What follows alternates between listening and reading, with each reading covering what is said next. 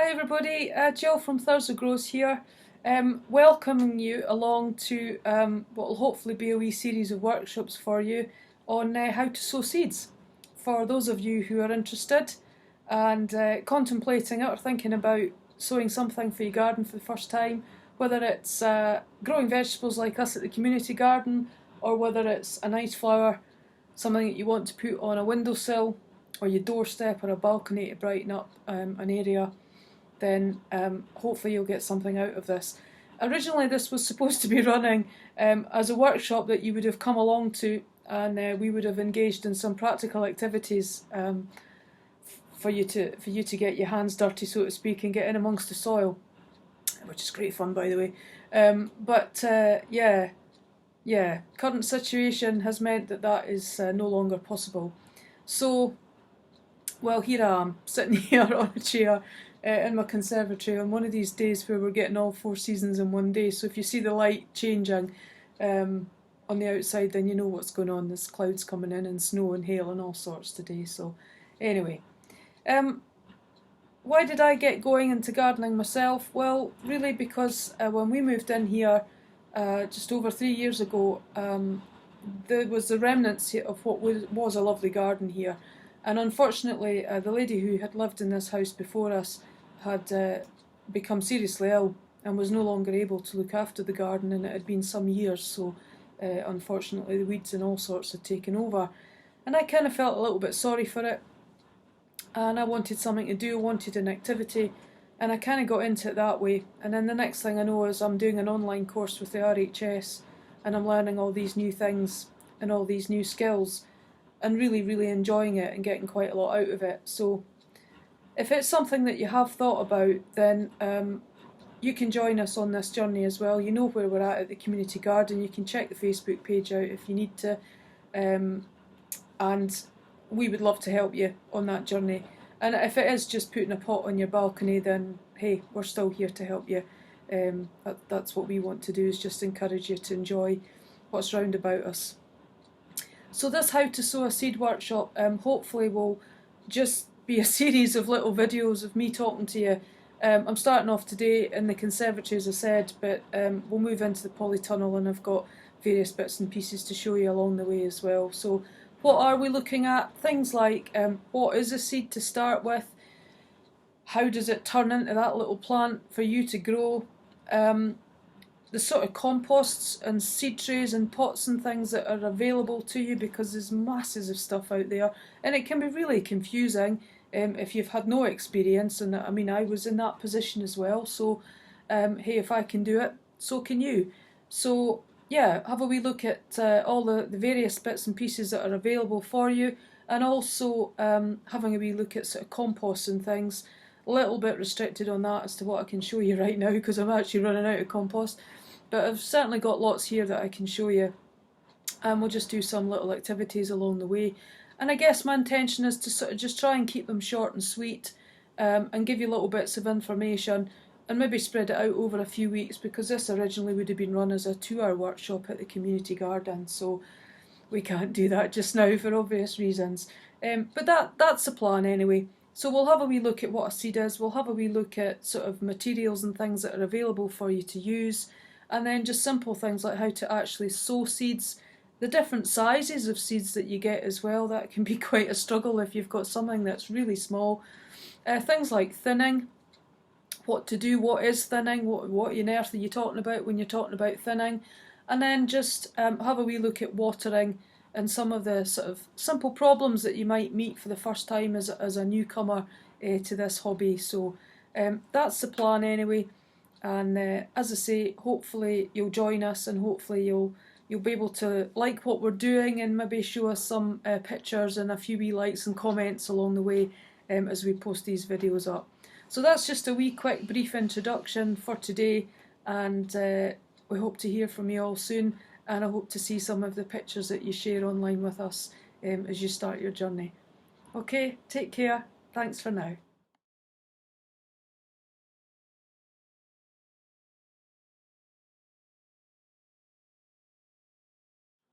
Hi everybody, welcome back. First part that we're going to take a wee look at then on our How to Sow Seed workshop is actually seeds themselves. and the genetic material that they carry, which allows you to grow another plant. That plant will carry information from both parents, much like humans do, so much from the mother and so much from the father. But these plants simply aren't just little clones, they do actually allow a certain amount of variation, and that would be quite important in the wild, to allow these plants to conquer new environments, if you like, and grow in new places. So the gardener is able to take advantage of that to a great extent as well. So we can mass produce numbers of, for example, annual bedding plants that we want to pop in our gardens, or we can create new cultivars. So if I just show you one here, if I show you what I mean by that, this, for example, can you see that? That's a begonia. Okay, so just a begonia. But if you go online and have a look at all the different types of begonias that are out there, then you would see that, okay, this is just one variety of plant, this is just one kind of plant, but there are lots and lots of different types, and give us lots and lots of lovely colours and things as well. Okay, so yeah, that's basically what we mean by seeds. Now this one is a little bit special though, so we'll come back to that, because this actually isn't grown from a seed, this is something slightly different. Okay everybody, here we are, moving to the iPhone for a bit of filming now, so forgive if I've got a bit of a sugary hand, and prizes to those who spot the gardening nails. Right, coming up, what have we got? This is a picture of French bean, okay? So these were drawings that I've done a little bit for studying, and a little bit that we can use for what we're trying to show here, and just get some basic anatomy in on our little seeds, yeah? So if we zoom in here, let's have a look at the external appearance here of our little French bean seed. So what we've got, if I come in now, okay, we've got this tough outer coating here, which is known, its proper name is the testa. And the testa, very simple, is a seed coat. That's the coat that protects the seed whilst it's out in the environment and waiting to grow and become a new plant. Okay, so it's really, really tough outer coat, protecting all the important parts and the genetic information that's in there to grow our little plant. Okay, so if we close in as well on some of the other bits that are important, the position of the radicle here. Okay, well what on earth's that then? The radicle is basically the first root produced, the taproot, the primary root, the very first one that the plant produces. And again from there, that little baby plant is then able to grow a full root system from that radicle. Okay, it's really quite amazing little structure when you start to get to know them. Here we have what's known as the hilum. Well, what's the hilum? Well, basically it's just a scar, and that's the bit that would have attached inside the French bean pod. So that would have held that little seed there all careful and snug until it was ready to pop and come out and fall to the ground or be harvested or whatever. Okay, so that's what we've got on that external appearance there. Now you don't need to remember all of that. The most important thing is remember that the seeds have got a coat on them, because sometimes those seed coats can be so tough that it makes it quite difficult for you to actually germinate the seed, to make it start going into a little plant. Okay, now if we were to soak the seed coat and remove it and kind of peel it off a little bit, if we look at the next bit, if I try and zoom in, what we would have here, if you look, there's your radicle again, so there's all of the information for that new root system, and then we've got what are known as the cotyledons. There are two cotyledons, one on this side and one on the other side, which is not easy to see in this diagram. What on earth are the cotyledons then? Well, the cotyledons are what are known as simply the seed leaves.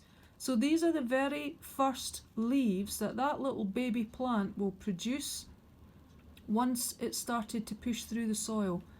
Okay, so these cotyledons are the very first leaves that are produced. So these are the seed leaves, okay, of which you'll find two.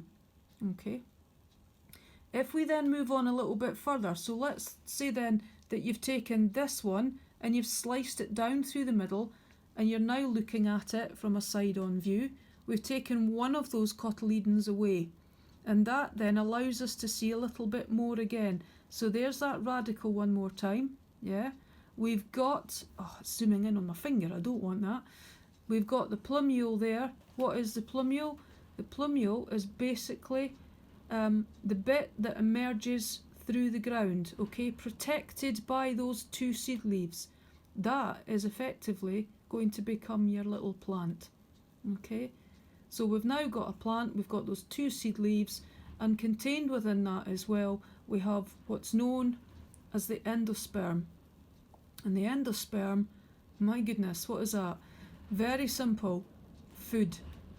That is what powers that little plant. That's what gets it through the soil, up with those brand new little seed leaves popping through. Those little seed leaves can then start to photosynthesize, remember that from school, and that's what allows that little plant to then continue growing. But that food resource is really, really important to help that little seed on its journey as it starts out. Okay, so if we have a little look down through here, there you go again, there's cotyledons, seed coat on the outside, there's our plumule, there's our root system. Yep.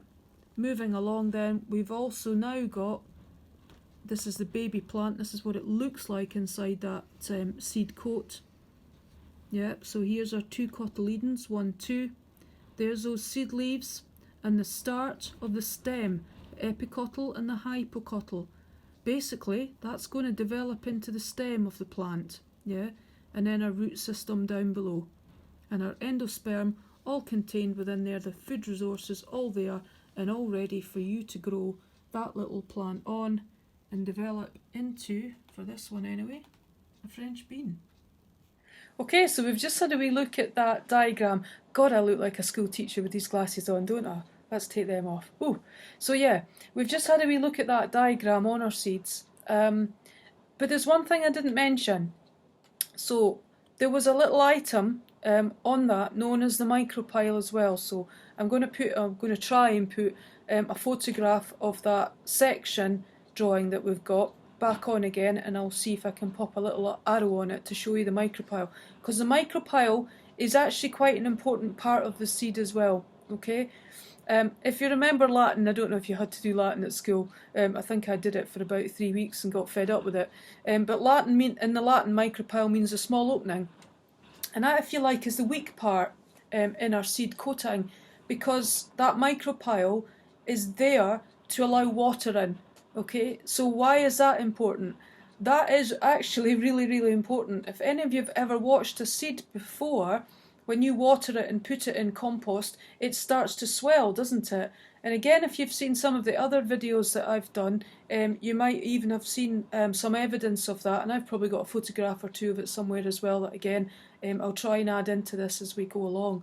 So that micropile allows the water to come into the inside of the seed. Okay, what does that do? That releases that food resource. Okay, so remember we were talking about the endosperm.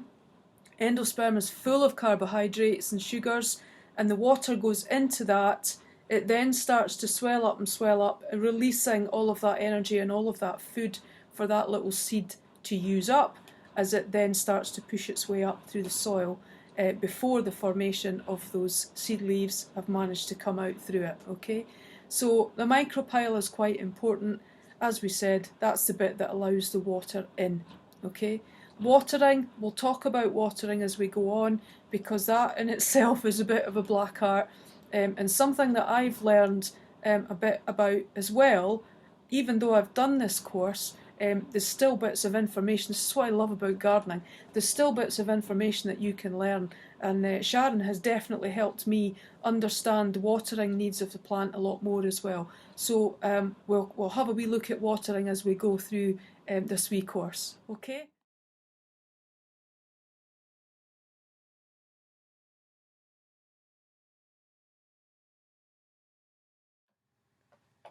So welcome back.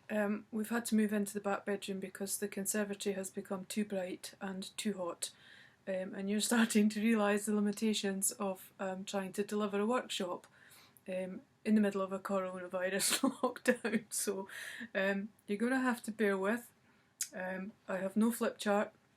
I have no flip chart stand, so I am modifying a clothes horse dryer. Okay, so yes, we'll just have to put up with what we've got here. Okay, so what were we talking about?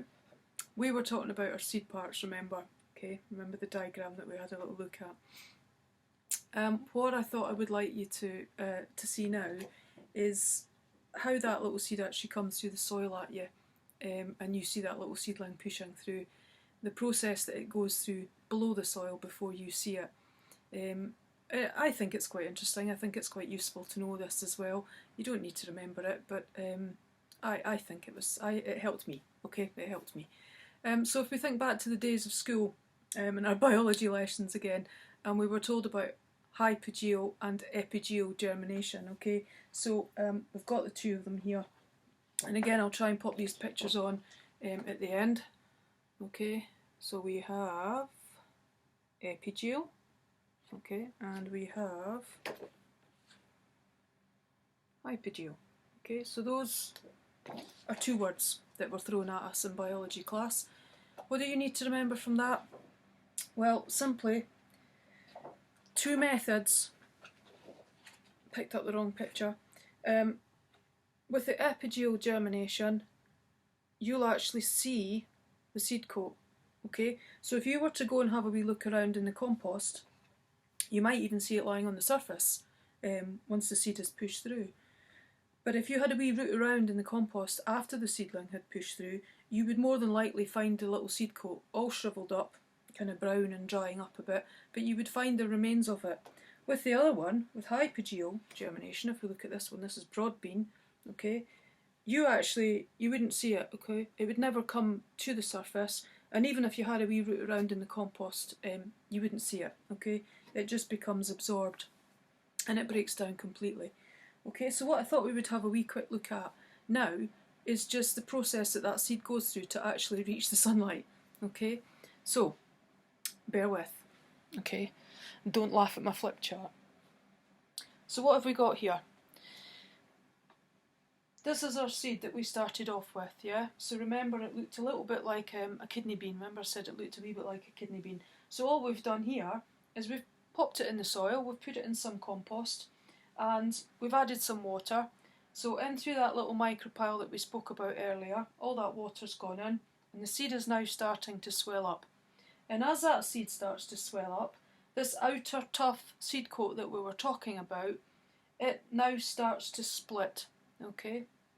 And emerging from that, we see the very first of the roots coming. The primary root, the tap root, the radicle as its proper name, we mentioned it earlier, but that is effectively the first little root to come out, and that generally is the first thing that happens, okay? So this little seed now starting to develop, it's on its journey to try and reach the soil surface, okay? So if we move on, you'll like this. Not a lot, but you'll like it. Here we go. Here's the second part of the journey, okay? You may need to zoom in a little bit on this to see the writing, but I'll put those two pictures on at the end as well, and hopefully you can see it a little bit better. So what have we got going on here? The seed coat now starting to dry out a little bit. It's splitting more and more, and it's starting to come away because this seed is still swelling and swelling, okay? We've got lengthening process going on here, so this little taproot is getting longer and longer, and we've also now got some secondary development going on here. These are tiny little root hairs that are starting to come off, and these root hairs are really important as well, because what they will then keep on doing is they'll start to develop what's known as lateral roots. Just more branching system, but this is what gives the plant access to food and water and minerals later on in life in the soil, and this is also what helps to give the plant stability, okay? So this is a very important part of the development to help you get nice healthy plants out of it as well. The other two words that we mentioned when we looked at our seed parts, we spoke about epicotyl and hypocotyl, and basically that was just the stem. One goes up, one kind of pushes down a wee bit, okay? So just remember those, it's the stem. But this is basically the very first parts of the stem starting to develop here as well. Okay, so our stem is starting to grow, we've got more root development, we've got lateral roots, these roots coming off to help make our plant stable and help provide it with food and water later on in life. Okay, so the next stage, if we move on, okay, we've now got the stem starting to elbow out of the soil a little bit. It's being pushed out. We can now also see our cotyledons, yeah? So remember, these were our seed leaves, okay? And our seed leaves also protecting the inner plant right now. Because that has to pull itself out and through the soil surface, you wouldn't want to damage any part of that new plant underneath. So these seed leaves, not only do they photosynthesize at first and help that little plant get developed, but they also play an important part in protecting the baby plant below. Okay, so these are your seed leaves, and they're starting to elbow out of the soil now as well. You can see the seed coat really starting to break down and deteriorate, and you can now see that we've got much bigger lateral roots starting to develop here. Okay, they're continuing to develop and grow and continuing to help make that plant nice and strong, stable and healthy. Okay, so as we move on, starting to get more of the full picture now. Okay, so here are our seed leaves round here. One at the front that's easy to see, one would be tucked in behind. Okay, and then here, these are known as the true leaves. So these will be the actual leaves that you see on the plant once it starts to develop and mature. Okay, so our seed leaves we're protecting, our seed leaves are providing energy for the plant to get established with our photosynthesis, and our true leaves will be the one that resembles the actual plant once it's through. Okay, seed coat now has completely fallen off, and that's the point. If you had a wee dig down into the soil surface, you would actually see the remains of that sitting there for you. Okay, or as I said, you might actually see it lying on the surface of the soil itself. Okay, roots, lateral roots, root hairs continuing to develop the whole time. Okay, now the last stage, if we go on, there you go. So this is your plant that's come through at you through the surface of the soil. Okay, this is your young plant. Again, huge amount of root development going on. The stem has started to straighten and thicken and become stronger and a bit more stable. These are our seed leaves that were initially protecting and providing energy. They are now not needed as much. So what you'll see happening with these, and this is quite normal, you'll start to see these seed leaves yellowing in colour, and then they'll fall off and you'll find them either lying on the surface or they'll get blown away. Okay, but the plant will no longer need these because we have developed our true leaves. So these are the leaves that are familiar in shape to us, and in some cases they don't look anything like those seed leaves that first come through. Okay, and I will show you, we'll go and do a little bit of filming just with the iPhone. I'll show you some of the seeds that I've got in the conservatory. I'll actually let you see these seed leaves. And then again, I'll try and pop some photographs on at the end for you to have a look at in your own time. Okay, if you want to. But that's our whole process. Okay. So, remember we just said you'll either see a seed coat there, you'll either have evidence of a seed coat or you'll have no seed coat. And that is basically the forms of germination. Okay, very, very simple terms. Okay, there you go. Okay, so I thought we could just finish off in the conservatory and just show you some of the seeds that I've got in here. The sun's disappearing a little bit, so it's not quite as bright or as hot in here now. I thought we would just finish off, just have a wee look at some of the things that we've been talking about, just as a wee bit of conclusion for this first part. So if you've got any questions, then pop them in the comments, and I'll do my level best to answer them as quickly as possible for you if we think of any questions along the way. Okay, so let's have a wee look at what I've got here. Bear with. Let's have a wee look. So this is quite a nice one to show you over here. These are various herbs, okay? So parsley, coriander, thyme and dill. Yeah, you can all see the little seed leaves there, the first leaves that have come through. And if we actually just zoom in a little bit on that one, there's actually a little problem starting there, but we'll talk about that in one of the other lessons. I'll come back to that. Okay, good little example. What else have we got? We've got some begonias here. Have a wee look at the begonias. Not so much a seed as a tuber. Okay, so these are tubers, but different method basically of producing the baby plant. But we'll come back to them as well. What have we got over here? Some nasturtium growing, and these are chilies. Now these are a good example. This is jalapeno chili. Okay, if we just zoom in on this little plant here, okay, you can see we've got cotyledons, or seed leaves, and then we've got our actual true leaves starting to grow on either side there. Okay, there's another good example.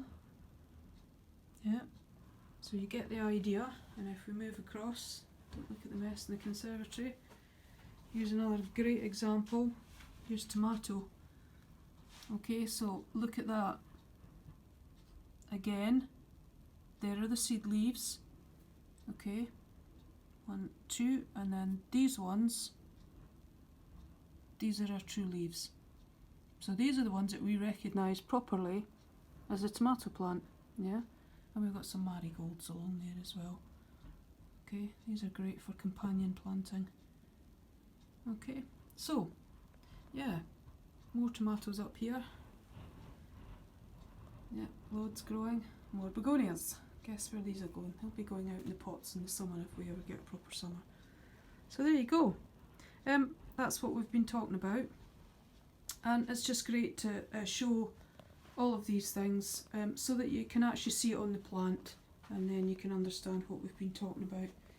Okay, some nice little specials growing in here. This is just a little heated propagator. So we've got some loofah seeds that have germinated. Yeah, more begonia. And if I lift this one off, 5 different types of seed, all in the propagator there, just to keep them nice and warm. And actually, we've got one already. Look at that. There's that little seed coming through. The stuff that you can see on the surface here is vermiculite. You can choose to use it or not use it, it's up to yourself. Some seeds like light to help them germinate, which is why, if I put that down there a wee second, this one here, you'll notice doesn't have anything on the surface at all. The seeds have just been sown directly on the top of the compost, and there's been nothing put across the top of them. So these are Nicotiana. Okay, so they like light to germinate. And then we've got some cosmos. That's the cosmos that's through on the end there. Yeah, so they were only sown a couple of days ago, so it just shows you the difference that little bit of heat can make as well. Some euphorbia and some echinacea, but they're not through yet either. Okay, so there you go. Pop any questions you've got in the comments, and I'll see what I can do to help. Hope you've enjoyed that. I'll see you on the next one.